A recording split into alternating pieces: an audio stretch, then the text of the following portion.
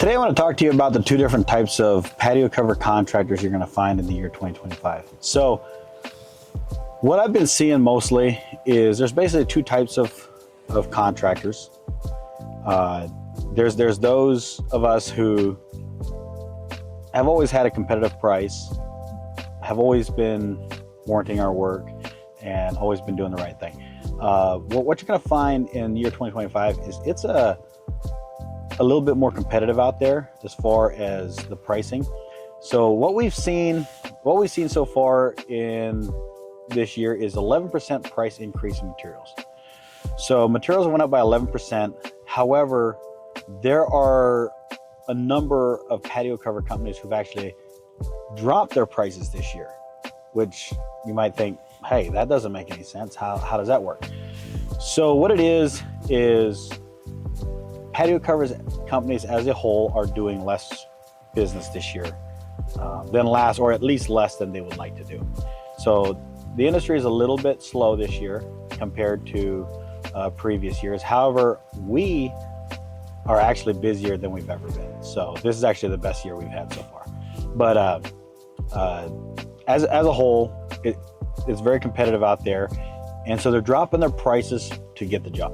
So they're competing on price only, right? So the danger with that is there's no way to stay in business doing that, right?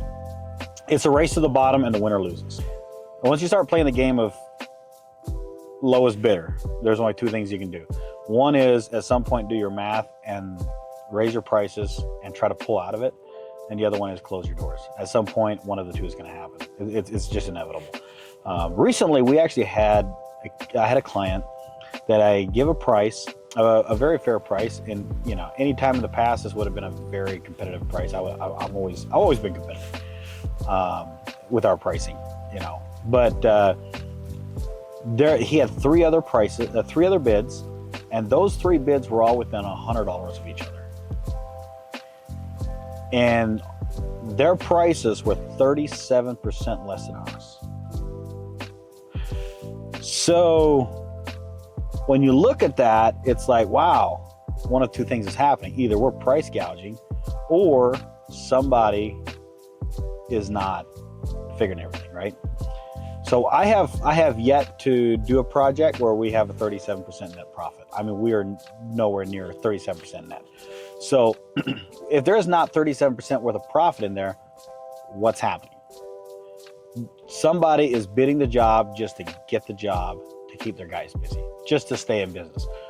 The thing about losing money on every project is more is not better. Like when you're losing a quarter per watermelon, you don't want a bigger truck. So, and then there's guys out there that are they've raised their prices right along with the price increase of materials, just like we have, and we run across those. We bid against those on a regular basis as well. But those are basically the two types of contractors you're going to find in the year 2025. So, it's if you go for the lower price, you can just expect to probably not have much of a warranty. If you do go with a higher price, there's some of us that do warranty our work a little bit better than others.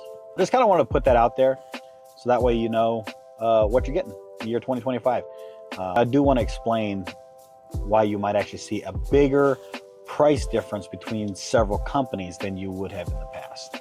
So please like, comment, subscribe, and drop any comments of any questions you have or anything else you'd like us to talk about. Thank you. Have a great day. We'll see you next time.